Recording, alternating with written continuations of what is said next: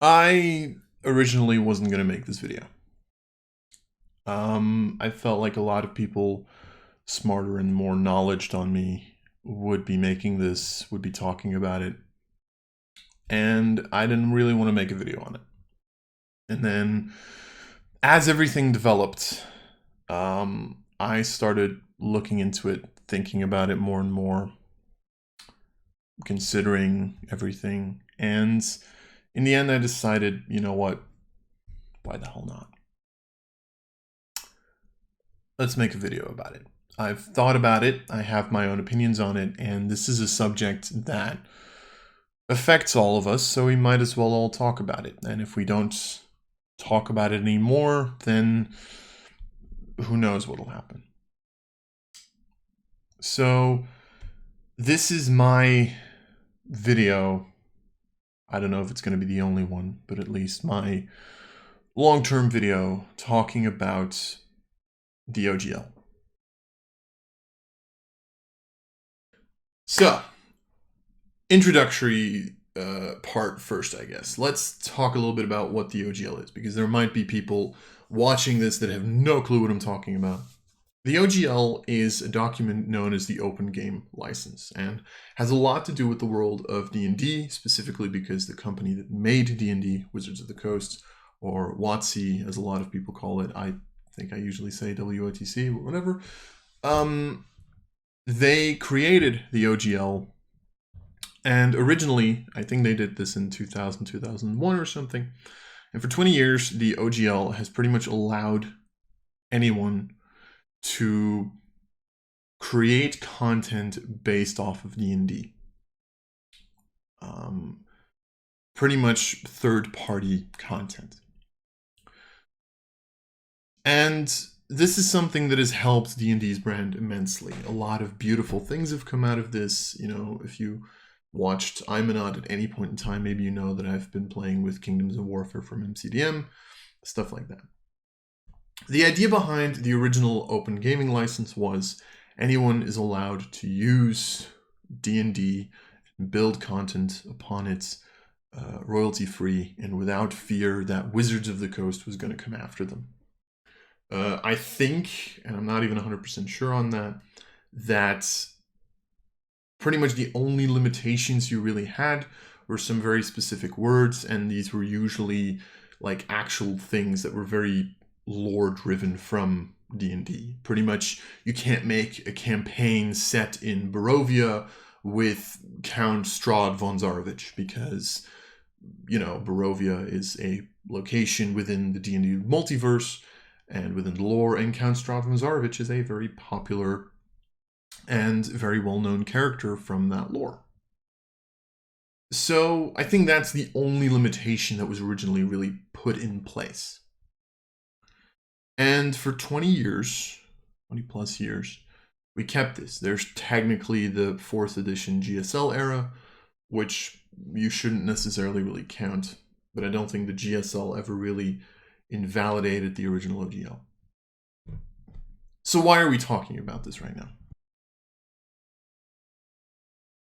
Well, recently, I think a little bit over a week ago at this point, maybe even longer, we got a leaked version from a new OGL, the OGL 1.1. A leak, which means there was never really an official statement by Wizards of the Coast. Now, I actually have the document here. Now, before I continue with this, I want to mention a couple of things. I'm not a lawyer. I might be misinterpreting things in this entire video. This is an opinion piece. This is me talking about how I feel about this because, ironically enough, for me, that is the easiest way to make up my mind. For me, the easiest way to think about things is to talk it through or write about it. And I mention this because this is technically a contract, right? This is not just a document. This is a contract that would be made between publishers and WotC. Now, I'm not going to go through this entire document. It's 15 pages, and this is already going to be a very long video, probably knowing me. But pretty much the idea is that the OGL 1.1, when it was leaked, pretty much stated, hey, we're getting rid of the OGL 1.0a. We are revoking that document and replacing it with this. A couple of highlights from this. If I'm not mistaken, this document pretty much splits into two pieces. It has the non-commercial content, so content that you just give away for free, and then commercial content, content that you are selling. This includes, by the way, our little bundles that we made back in the day. If you pretty much force people to pay for something, even if you give it as a reward for doing that thing, it is still seen as commercial content. And with this OGL, with the 1.1, one of the things that you'd have to do is you would actually have to pay royalties to Wizards of the Coast if you go over $750,000 a year, which for large publishers happens. And those royalties would be 25% of everything you earn over $750,000. Important to distinguish, by the way, this is not on your winnings. This is on what you earn, which means if you put $1 million into a project, you make $1 million off of it, which means you don't actually have any winnings. You still have to pay royalties on the $250,000 that you are over the $750,000, which means you would still be paying 25% of $250,000, which, if I'm not mistaken, is $62,500. Yes, I'm an engineer for a living. Why are you asking? Nobody asked. And even if you don't reach the 750,000 milestone, you still have to share your information with the Wizards because, ironically enough, guess what? You have to prove that you're not earning 750. Oh, and by the way, because, this contract is not irrevocable or whatever, they can change the terms of this contract as long as they give you 30 days notice. So at any point in time, Wizards of the Coast can just go, nah, 750 is a little too much. We'll drop that to 500,000. And we don't really want 25%, we want 50%.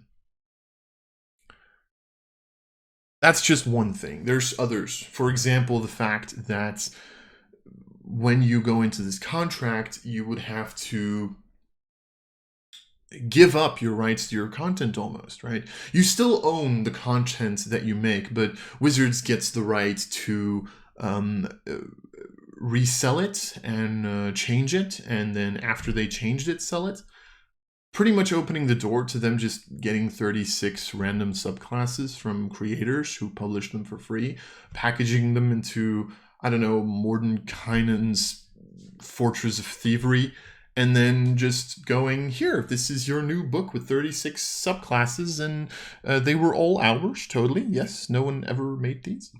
These were made by WotC. And there's more like that in the document. I'm not going to go over everything, as I said, but I'm assuming you get the gist. This is a document that screws over third-party publishers. And over the last little bit of time, I think the last 2 weeks, this has been a very big point of contention. I've been walking around pretty angry myself for the last week because I only found out at the end of my vacation. Not that I went anywhere, just I had 2 weeks off from work. And this is how I ended my vacation, by being pissed at Wizards of the Coast.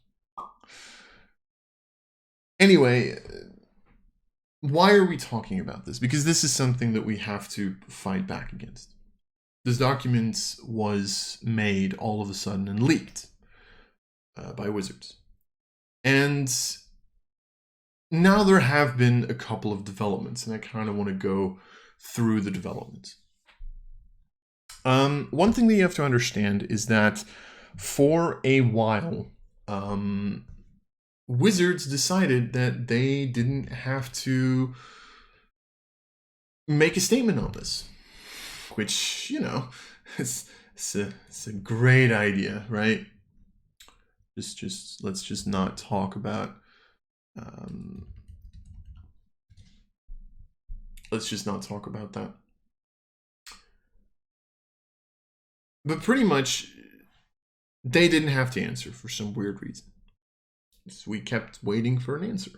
Didn't get any. And then at a certain point in time, a channel called Roll for Combat had an interview with one of the architects of the original OGL, Ryan Dancy. Which is why, if you've seen my lights flicker, I was looking up the name because I completely forgot the name of Mr. Dancy. So a little bit ago, we actually get a interesting video. We get an interview on that. And that interview talks about a couple of very interesting things, including the fact that originally, the original OGL was meant to be irrevocable. It literally actually, I think, says so in the text. The original OGL is irrevocable. You can't change this. Okay. In addition to that, however, we also are now in a position, and this is something that I learned, where apparently Wizards of the Coast is, as some of you might know, some of you might not know this, Wizards of the Coast is actually part of Hasbro, or is owned by Hasbro, I think. Why is that important? It's important because apparently Wizards of the Coast is one of the, if not the biggest earning company within Hasbro, which means a lot of Hasbro's stock price is determined by Wizards. It sounds so funny when you say that, just Wizards. It's determined by Wizards. Wizards cast a spell and their stock price goes up. Probably why people say WotC instead of Wizards. I'm used to saying Wizards, I'm sorry. So why is that interesting? Because, of course, that means that the stockholders are very interested in what happens with Wizards. And here we get to one of my personal pet peeves and one of the things that just makes me angry about this world. When stockholders are involved in a company, one of the basic rules is usually you don't have to get more money. You don't have to win money. You don't have to make money. You always have to make more money than you did previously. If you made $1 million last year, you have to make $1.25 million this year. If you made $1.25 this year, you have to make $1.5 million next year. And if you skip a step, well, that's not our problem now, is it? If you made $1.5 million this year, then next year it's got to be $2 million. And honestly, probably even $2.25 million, because let's assume that your winnings, that the increase in your winnings decreases. That's also not a good thing, because that might mean that next time you're not going to get more winnings, which is a horrible system. I don't believe in it whatsoever. Maybe there's economists out there that do know what the fuck the idea behind this. Well, there is an idea behind this probably, but for me, it always felt like, why the hell would you want that? Because a company can't infinitely grow. I think there has to be a boundary that you reach at some point. It's called the size of the economy. But because of that, Wizards has to look into the future and has to look at what they want to do or where they're going with this. And apparently, one of the things that came out of the interview is that they're going to be looking very heavily at digital. And this is where I honestly kind of started losing a lot of hope. Because a while ago, there was talk about microtransactions in D&D. There was talk about the CEO talking about, D&D is not monetized enough. And it scares me. I'm going to be perfectly honest in that. Because the vision that I'm looking at is Wizards has already all but confirmed that they are making their own virtual tabletop. They bought D&D Beyond not too long ago. And D&D Beyond already has a bunch of things in it necessary for a virtual tabletop. You can roll dice, you can make your character on it, you can already buy the books, get the magic items, get the creatures. That's already all there. So just add a map and tokens and whatnot, and you can probably turn D&D Beyond into a virtual tabletop with a subscription fee.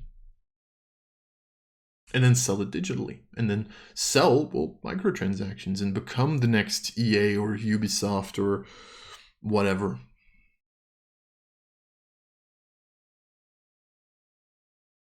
It scares me because I've had two very big loves in my life, which were gaming and tabletops. And, well, gaming's already fucking far gone, let's be honest about this.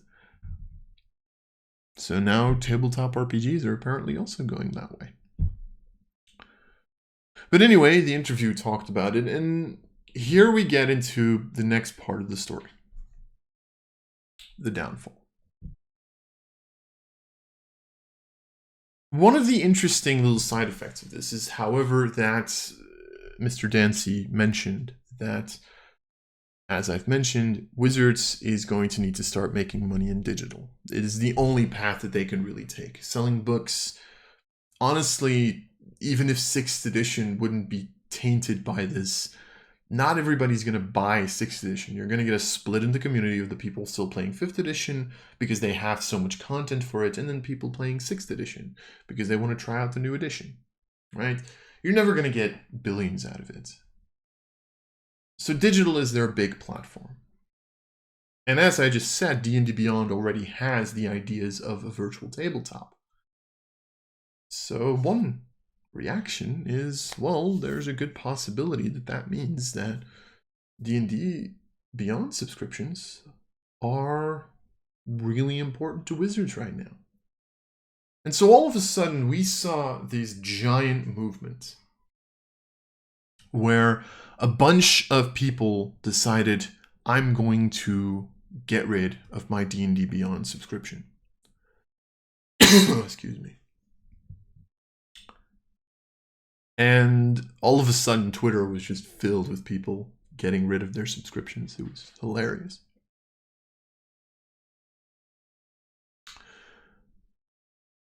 And all of a sudden, as if we'd hit a nerve, we got an update. I'm still looking at this. Holy shit. I never switched it back to the other thing. See, like, now it's a bright screen, which means my light's a little... I'm getting the light from the screen. It's really... an update to the Open Gaming License. Again, not going to go through this entire thing. Just go to D&D Beyond, you'll find it. Don't worry about it. This was Wizards' answer, all of a sudden, when people were starting to get rid of their D&D Beyond subscription. After, by the way, when you got rid of your subscription, there was a moment where apparently you couldn't get rid of your subscription. There's people who apparently got rid of their subscription. They're still paying their subscription, which is hilarious. And all of a sudden, on Friday, as if they purposefully published this right before the weekend so that we'd all forget during the weekend, they published an update. This update does a couple of things. It talks about how they're going to get rid of the royalties. It talks about how they are going to get rid of owning our content. And it talks about the 3 major goals, right? The ability to prevent the use of D&D content from included in hateful and discriminatory products. Second, address those attempting to use D&D and Web3, blockchain, and NFTs. And third, ensure that the OGL is for the content creator, the homebrewer, the aspiring designer, yada yada, motherfucking yada.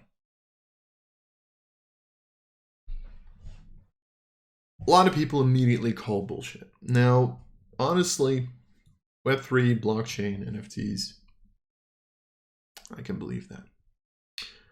Why was virtual tabletop not included in that? Like, why did those things have to leave? It's not as if those are bad for your product.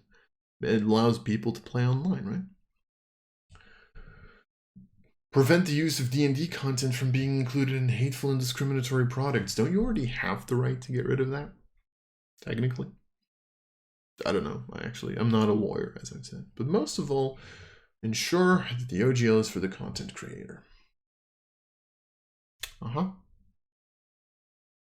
Yeah, that's how the last OGL felt. The idea here that they are trying to push is the 1.1 that was leaked as a draft. It's not real. We're getting rid of the royalty splits. We're getting rid of some stuff. And we will release the new OGL within a little bit. Because, you know, you're going to hear people say that they won and we lost because making your voices heard forced us to change our plans. Those people will only be half right. They won, and so did we. We didn't win shit. Fuck off. We didn't win shit. You might have won. I don't know. We didn't win shit. Here's the thing. One of the basic rules in humanity is once you're caught in a lie, it becomes very difficult to trust you. The fact that this is a draft has been disproven time and time again. The 1.1 wasn't a draft. Fuck off. You know how we know that?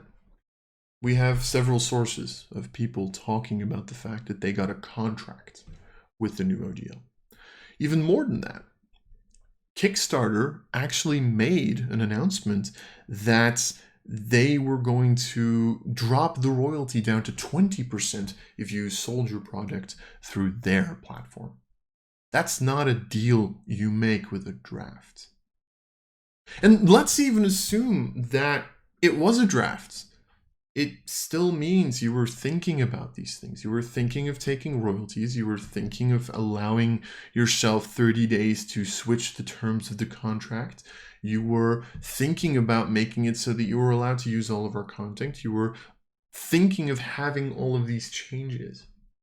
And that's even without the idea of this being a draft, right? Because it's not. It pretty much almost can't be. Unless you have decent proof for that, which, I mean, fucking messages. It took you a week to come up with this, really?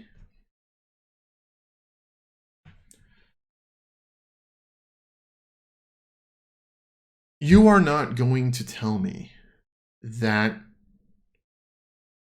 a set of lawyers looked over your little draft, leaked it, and you took a week to respond. That's not a thing. If this was a mistaken draft, you would have tried to answer as quickly as possible, not on a Friday right before the weekend when everybody was busy with other things. So we get to this part of the story, really. The update to the gaming license, which I don't believe for a second.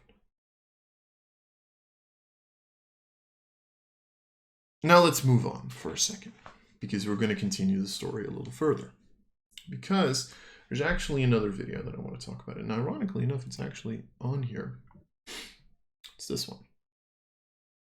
Dungeons & Dragons rolls a 1 on new license. In the meantime, you've also seen my really bad view numbers on this channel. Not too long ago, a video was made by Legal Eagle, who I respect a lot, and I don't know why I'm not subscribed to the man yet. Here's the thing. Legal made, or Eagle, I don't know how I'm going to call him, probably Eagle. Eagle made a video talking about the OGL. Now, in that video, he discusses trademark versus copyright. Now, go watch the video. Honestly, I really think he explains it really well. He made it very understandable for even someone like me who has no idea what the law means at all. But the idea, but I'm going to try to kind of talk about the idea. Pretty much trademark versus copyright. Trademark is the idea that, you know, similar to like you can make a completely new game, right? Make everything from scratch. You can't call it Monopoly because Monopoly is trademarked, right? But then, for example, something like the Monopoly board, I think he explains it, is copyrighted because that's expression or something like that. And I might be explaining this completely badly, right? But the point is, at a certain point in time, underneath copyright, there's one very important rule. You cannot copyright game mechanics. A very basic example of that is you can't copyright the rolling of a die, right? Could you imagine that rolling a die would be copyrighted? We'd have Monopoly and nothing else, right? Because you wouldn't be allowed to just roll a die in your game unless you gave royalty to whoever invented the six-sided die, and then we'd get into an argument over whether or not rolling a d20 is the same as rolling a d6. Anyway, you can't copyright game mechanics. And what you can copyright is expression. So the idea is you can't actually copy game mechanics. And Eagle goes into the fact that if you think about it, in the SRD document, a lot of that is game mechanics, is how do you play the game, right? He gives the example of, I don't know how the game's called, but there was a Facebook, like an online version of Scrabble. It just had a different name because, you know, Scrabble is trademarked, but the rules were exactly the same. Why? Because those are game mechanics. And he talks about that, and he talks about how, do you really need the OGL? Is it really worth it to even work at the OGL?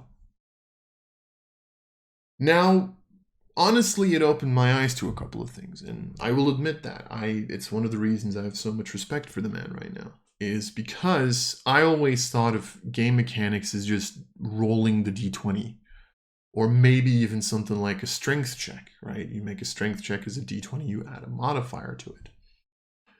But it goes a lot deeper. You might actually even argue that the mechanics of a fighter, or of the fighter class, are gameplay mechanics. So you might actually legitimately be allowed to copy those over. It's, I think, kind of a gray area. But that's where we kind of get to, for me, kind of the core of the issue. And I think this is the one thing that, I don't know if Eagle skipped over this, or maybe he just thinks it's less important, or maybe he probably knows things that I don't. But let's be honest, one of the big things about the OGL, the original one, was the fact that a lot of creators actually included the OGL when they didn't necessarily even have to. I think there's actually systems besides Pathfinder that have used the OGL just to make sure that they wouldn't be up against Wizards of the Coast. The reason that this is, I think, the case is because not every publisher is necessarily able to afford a lawyer, is not necessarily able to take the risk of their product being or going against Wizards of the Coast. A lot of people might not even know where the line of game mechanics goes. They might not even know there is a line. There might be people out there that have published a game that did it in a fantasy world, maybe use a d20 and think, oh no, we might be going onto Wizards turf, right?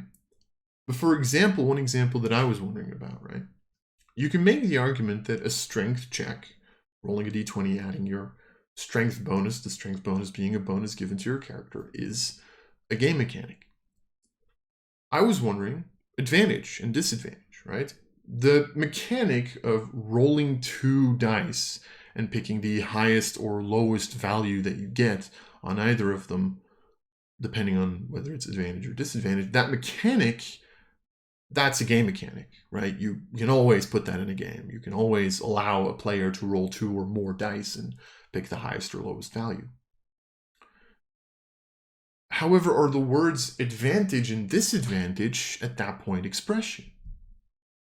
Does that mean that if you roll with advantage and you put that in your game or your document, that technically that would be expression? Or is that a game mechanic and just the name of a game mechanic? I don't know. I'm not a lawyer. I don't know these things. And I'm certainly not going to take the risk of finding out from Wizards. So, you know what? I made a subclass or an adventure for 5th edition, and I know that it's for 5th edition and it's compatible with it, so you know what? I'm going to include the OGL, because then I don't have to pay a lawyer. I don't have to look this up and hope that I end up on the correct website. I can relax. And okay, for bigger companies, this is plausible, of course. Kobold Press, MCDM. I know MCDM, for example, answered relatively quickly to the OGL drama saying, nah, Flea Mortals is fine. Why? Because they have lawyers, ironically enough. But me, as a sole creator, I can't necessarily do that. My document, my game, or my class, if I make one, might only make $15 because there's 3 people that buy it. I'm not going to necessarily risk that. Okay, it's a completely different story, but not everybody knows that. And I think one of the small sides of the story that people tend to overlook is the OGL gave a lot of smaller creators just freedom, no stress, just do it, just enjoy, make your content. With this, it almost feels like that's gone.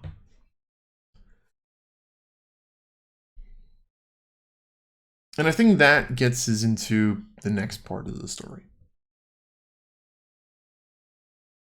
One of the things at this point that we know is that the original OGS is deemed irrevocable. It's, I think, almost definitely been confirmed, although I'm, again, not a lawyer, that you can't just revoke OGL 1.0a. And on top of that, the contents of what Eagle said, there's the idea of half or 90% of the OGL might even just be game mechanics. So at a certain point in time, I ended up on a question. Why? Why is this happening? Why would Wizards release a new OGL?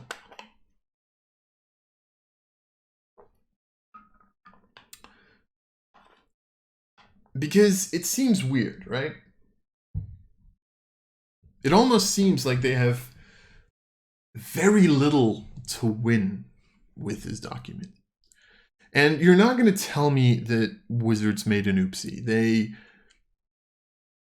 They had this written by someone. They had this written by a group of people, probably. They probably said, give us 10 lawyers. Each of those 10 lawyers research if we can revoke the OGL.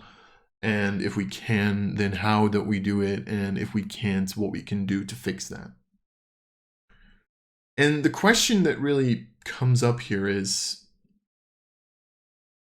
what happens now? What happens now? Why did this happen? Now, a lot of people are, of course, going to go the immediate direction that we're all thinking, which is money. I mean, I talked about it already. Hasbro wants them to make more money than they did last time, right? So money. But here's the thing. You can make that your answer. It doesn't really say anything by itself, right? The idea of a business is usually that they have some sort of a business idea and a business plan, right? They just don't, like, a business doesn't just say make money. A business plan usually says how you are going to make this money. And my question for this is, how are they going to make money off of that? And one of the solutions that was given to me was, well, you can technically give a person a contract revoking their rights of the 1.0 OGL, and now you have to follow the 1.1. Sign, please. Or you don't get a deal with us, right? Maybe we don't give you access to our licensed content. Who fucking knows? And if that's the case, then that's one answer to that question, right? They want to push through this OGL and just give it to select people on the market.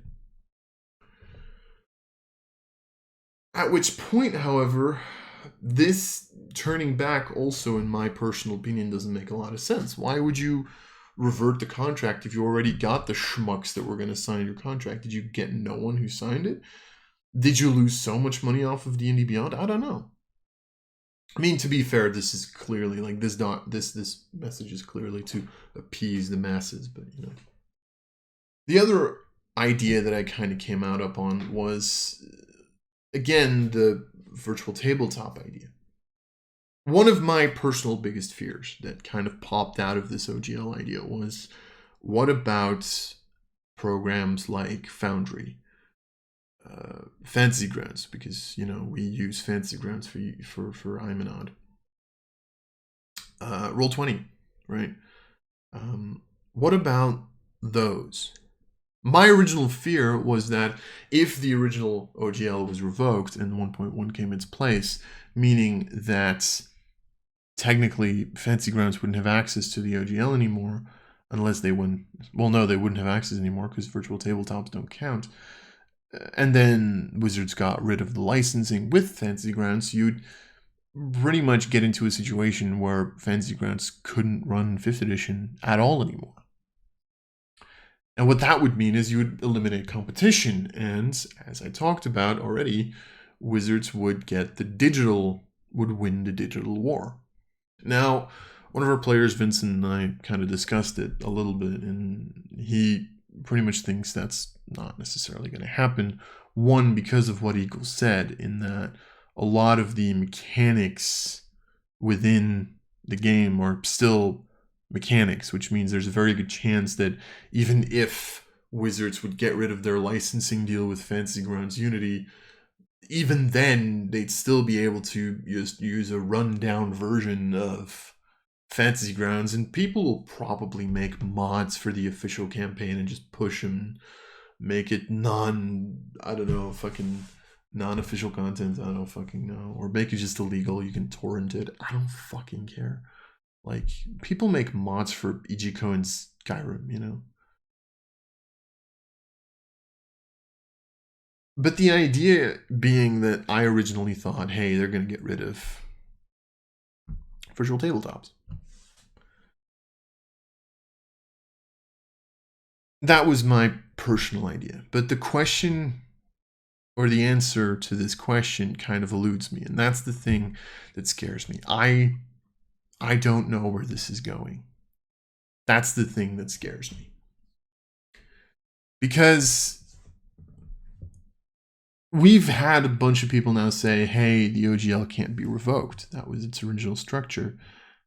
What if the law doesn't allow a contract to be revocable? What if that word is just there?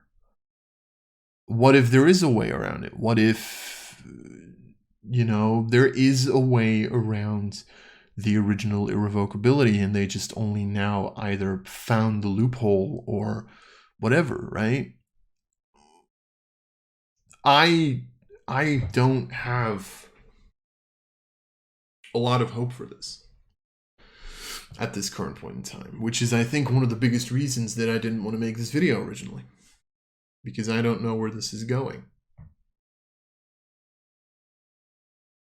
So, where does that leave us? Because this is shit, right? This entire situation, whether nothing comes from it, whether Wizards returns to the original, whether they don't, whether they make it worse, whether, I don't fucking care. This is not ending well. This is just breaking D&D. And it shows a couple of things. It shows very bad management from Wizards, first of all. But it shows really that Wizards doesn't know where they come from. I like to compare D&D to Skyrim a lot. Skyrim is a game that I think at this current point in time has lived for 12 years, I think. Which is a long time, let's be honest. And The thing is, how has Skyrim survived for 12 years? The vanilla game is mediocre if you think about it. It's bugged, it doesn't necessarily even look that good. Some of the locations are really bland and basic. Like, why is Skyrim such a quote unquote good game? Why is it still being played so much? Why is, someone like Gopher, I don't know if you've seen Gopher vids, great guy, still making full-on playthroughs of Skyrim mods, right? Skyrim can be modded in almost any direction that you wanted. And that's what third-party publishing was and is to Dungeons and Dragons. You can mod your D&D campaign to be almost anything. You can make it a space game. You can make it a creepy horror game, right? You can make it anything you want. People tend to criticize that in D&D, where it's like, oh, but there's better systems to do the thing that you want to do. And it's like, yeah, sure, but do they have the same feel that D&D does? I've switched to different systems, and even Pathfinder and D&D don't necessarily have the same feel. D&D is just, you're a bunch of heroes, let's be honest. You have to throw a lot of shit at your players to actually kill them. In Pathfinder, from what I've heard, it's a lot harder. We've played the starter set. It wasn't easy, if I'm being perfectly honest. It was pretty fucking difficult, actually, for that matter. It doesn't have the same feel. So if you want to keep that feel and then port stuff over to D&D, why the hell not? I mean, my bullshit point system is literally based off of the Savage World Benny system. Slightly different, but still.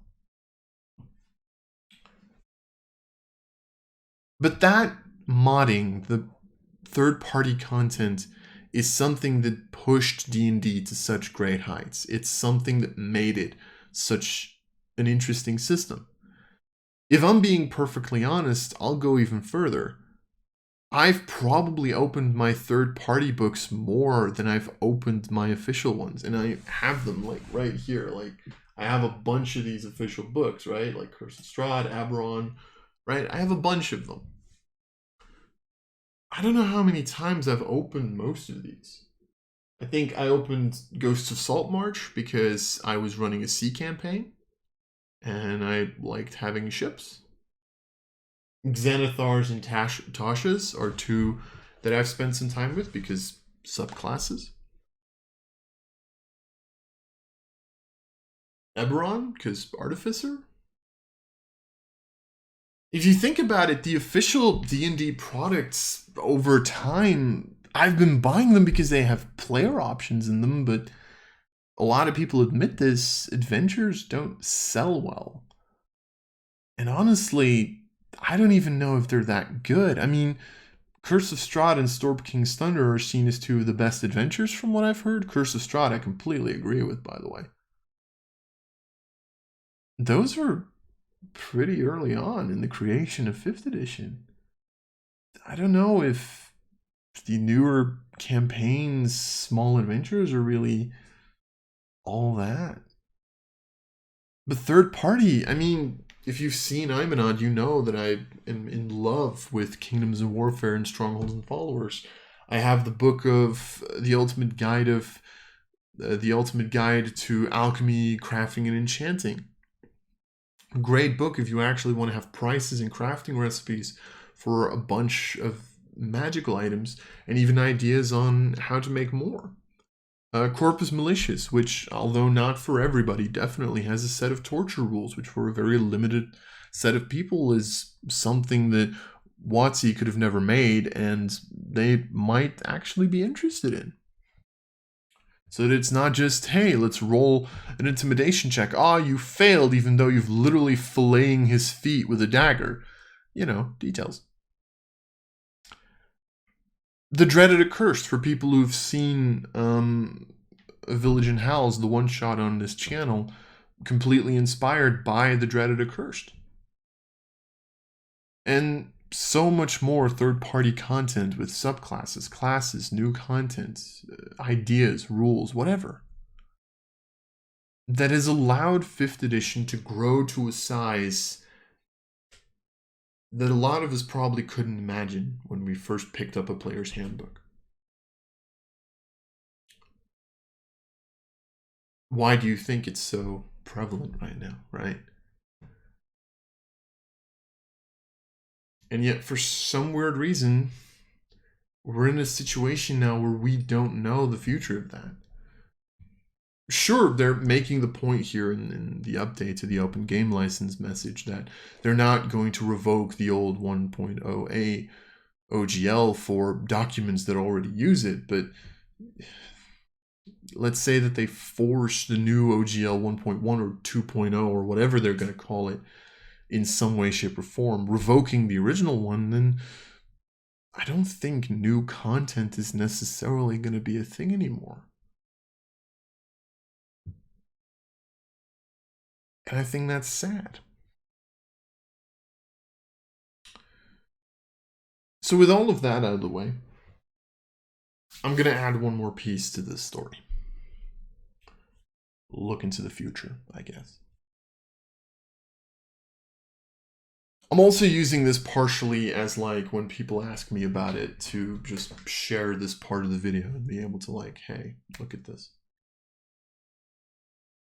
But here's the question. What are we going to do? And I mean we both, we 7thRoll and we, the community. Now, I'm going to be honest. What you do with this information is none of my business. If you want to keep playing 5th edition, keep playing 5th edition. If you want to go back to 2nd or 3rd edition, go for it. If you want to switch to Pathfinder, Savage Worlds, Fates, whatever, go for it. You need to do what you want. Honestly, even if you want to switch to 6th edition or 5.5 or whatever the hell 1D&D is going to be, that's your right. Go for it. I know that a lot of people don't want to hear this. I know that a lot of people are going to be, you should not give a cent to Wizard of the Coast. Don't give them the money. There are some people that are interested in where this goes, that maybe think the changes of 1D&D are what was necessary for them to understand the new system, or maybe they think the changes are really good and it's changed the game for the better for them. You don't know that. I don't think there's a lot right now that think that way, but you never know. There might be people out there. And they might want to support WotC, and if that's your prerogative, go for it. This video is not me telling you what to do. This video is me telling you a story. And me telling you to think. Me telling you, think about what you want. Do you think you're okay with everything that happened with Wizards? Do you think you're okay with the decisions that have been made? Do you think that it's okay that if this OGL would be pushed through, that a lot of third-party publishers would lose their jobs? Because honestly, maybe they've been leeching off of the original OGL for a long enough time. Do you think that you can make beautiful things happen with 6th edition or just with 5th edition? That's entirely your decision. I don't see a reason to get 6th edition, but maybe you do. And if that's the case, I'm not going to stop you. I probably can't. But the question was, what are we doing? Before I answer that, I am really dragging this out. Before I answer that, I didn't start with 5th edition. I want you to understand that. I started my journey as a tabletop RPG player with some people from my class asking me to play Pathfinder 1st Edition. And then this turned into a mini campaign of Pathfinder 1st Edition. And in the meantime, we also played Fate Accelerated, which is not really a game for me, gotta be perfectly honest. And then we switched to 13th Age. I played Savage Worlds Weird Wars. And then we also got a couple of sessions in from Warhammer, Only War. And I was originally planning on starting a campaign in Fantasy Age, but that never really actually took off. And I got into D&D about 6 years ago, and I've been running it for 6 years. But in that time, I've played Dread, I've played Pathfinder 2nd Edition, and I've played Savage Worlds Deadlands. There's actually a campaign of that on this channel. Why am I saying this? I'm saying this because I'm not married to 5th Edition. I like 5th Edition. It's the system that I've played for 6 years. It's a system that for me feels comfortable. It's a system that I'm very accustomed to. It's a system that I don't have to figure out how to run anymore.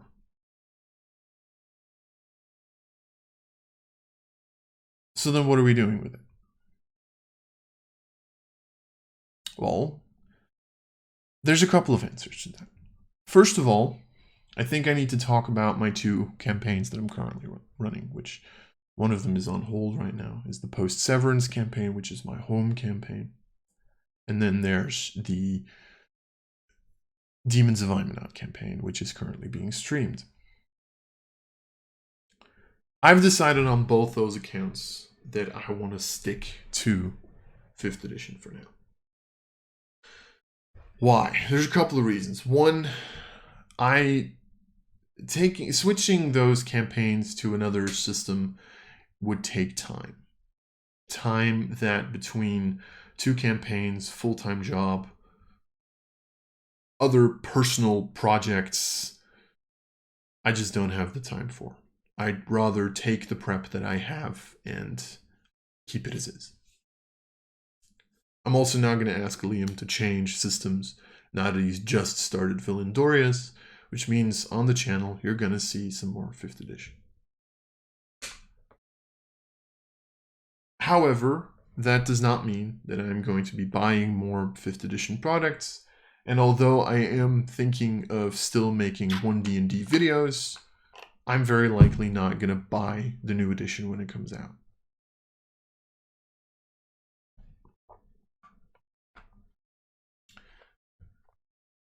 So that is the current decision.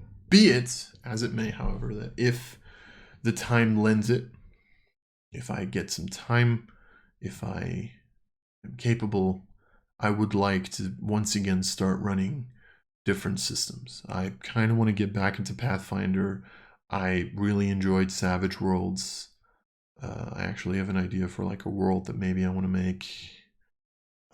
I just got the Avatar role-playing game book, which seems really interesting. I think I have them here on the channel. I have Vampire the Masquerade, Call of Cthulhu, Ashes of Volcana from Fantasy Age, Dragon Age. You can also see a couple of books here from Pathfinder 2nd Edition. My core rule book I was actually reading a little bit ago, so it's not in my closet. So there are ideas to maybe do short campaigns of other systems while 5th Edition is wrapping down. And then once Imanot and the Post-Severance campaign are done, who knows? Maybe I'll run another 5th Edition campaign. Maybe I'll completely stop. But I do think that currently Wizards is not worth any of my money. I'm probably not going to get any official releases. I'm probably not going to get 6th Edition when it comes out.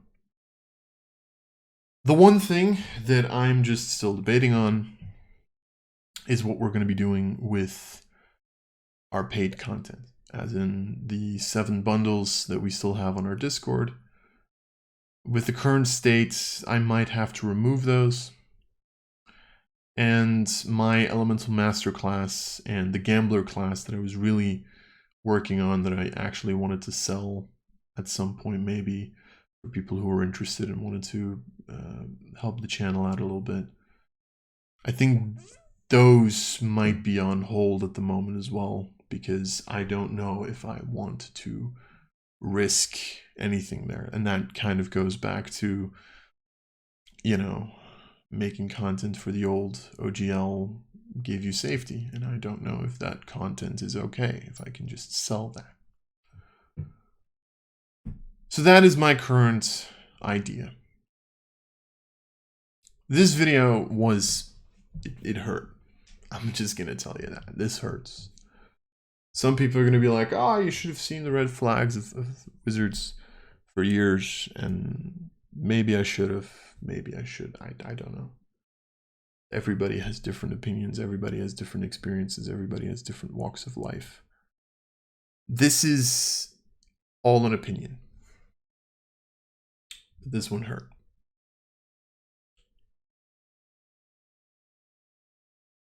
I made this video, as I mentioned, just because I want people to think. I want people to think about the current state, think what they want to take away from this. Are there points that you don't agree with that I made? That's completely fine. I think that you need to make this out for your own. You don't necessarily need to listen to anybody if you have a specific opinion. If you want to play 5th edition, keep playing 5th edition. It's your call. But I do think that this is a horrible move by Wizards. One that should not be taken lightly, and one that should not be accepted by us, by the community. Then again, I'm a small channel with 80 subscribers, so what do I know, right? Anyway, with that, ladies and gentlemen, this has been 7 draws to 6 from 7thRoll. Until next time.